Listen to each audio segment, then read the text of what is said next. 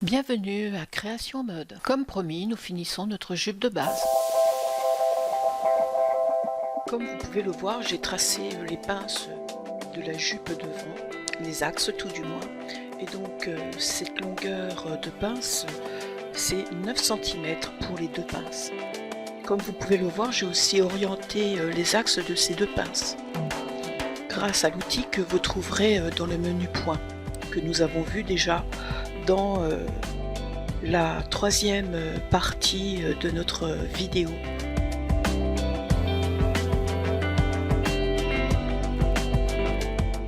Comme je vous l'avais dit dans l'autre vidéo, j'ai trouvé une autre technique pour poser les points qui constituent les forces de pince de notre jupe devant. Donc vous allez pouvoir profiter de cette technique. Regardez bien, bien évidemment je vais vous expliquer le processus. Alors pour cette technique, nous allons utiliser l'outil de projection d'objets, enfin de déplacement d'objets. Justement, grâce à cet outil, vous allez voir que je vais pouvoir projeter les points. Alors sélectionnez le point, validé par la touche entrée, et par la suite, orientez le point dans la direction où vous voulez qu'il se place. Dans le tableau qui apparaît, vous appuyez sur Fonction. Là, vous activez l'angle des courbes. Voilà, comme ceci. Puis par la suite, vous allez tout simplement chercher le nom du point qui est concerné.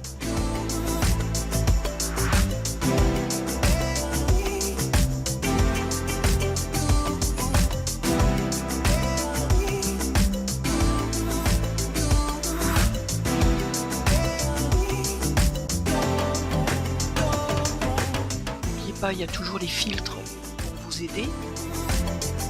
Voilà. Validé par la touche OK.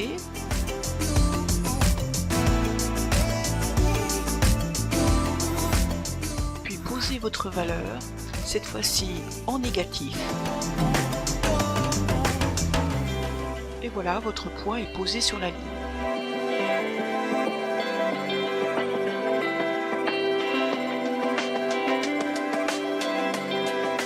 Puis je vais dans le menu ligne, je clique sur ligne et je trace les côtés de ma pince.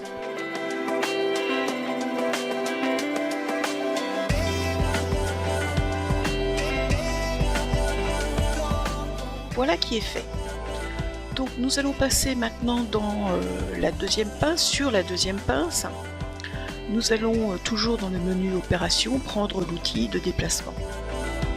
Je sélectionne le point, j'appuie sur la touche entrée, j'oriente mon point, toujours avec la touche Shift.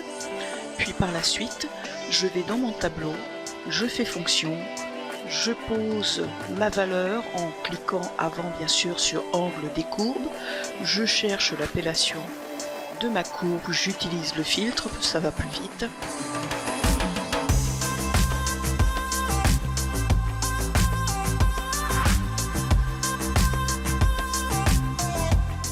Cliquez sur OK, posez en longueur votre mesure, là vous remarquerez que c'est du positif. Alors dans ce qui arrive là, c'est la même procédure, mais vous verrez que je ne passe pas par les angles de courbe, je vais me fier directement à l'angle qui est dans mon tableau de lecture, je ne fais que poser ma valeur, j'applique et je valide.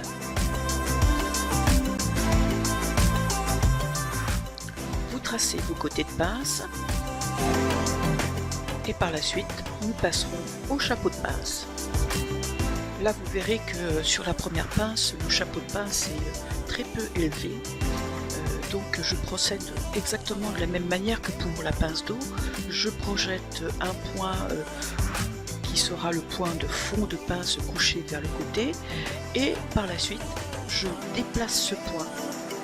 Je le projette sur l'axe de ma pince, point A23, A25. Et je donne ma force de pince globale qui est de 2 cm. Alors une chose très importante quand vous faites ça, n'oubliez pas d'appuyer sur Shift.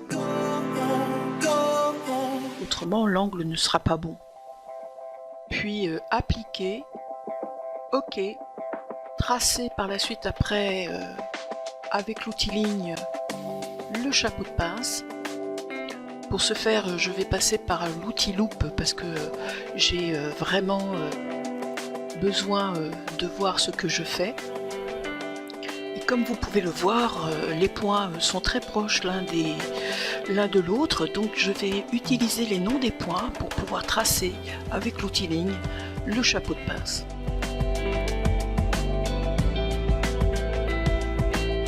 Voilà qui est fait. Nous passons à la deuxième pince. Le procédé ne change pas, c'est toujours le même. Je vous laisse donc profiter de la vidéo.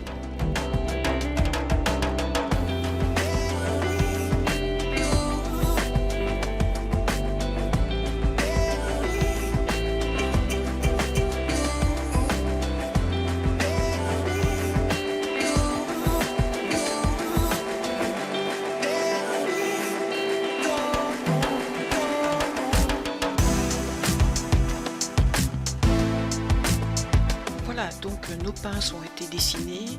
Par la suite, je vais créer des groupes pour effacer les points de projection de fond de pince. Un petit rappel, donc on clique sur le petit œil, puis par la suite, vous allez cliquer sur le point, vous validez par OK, vous nommez votre groupe et après vous cliquez sur le petit œil qui se trouve dans la fenêtre et votre point va disparaître.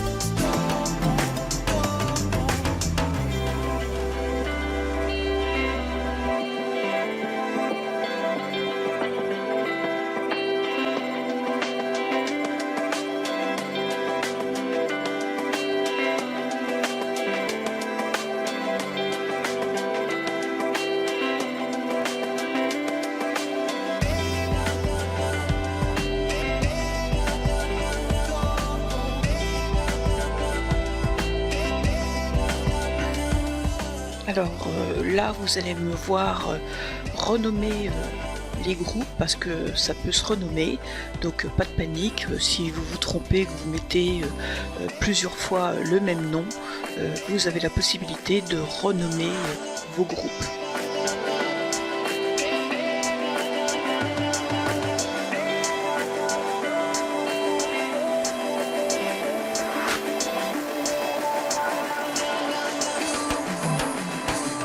Dans le cours suivant, nous verrons comment créer les pièces patrons.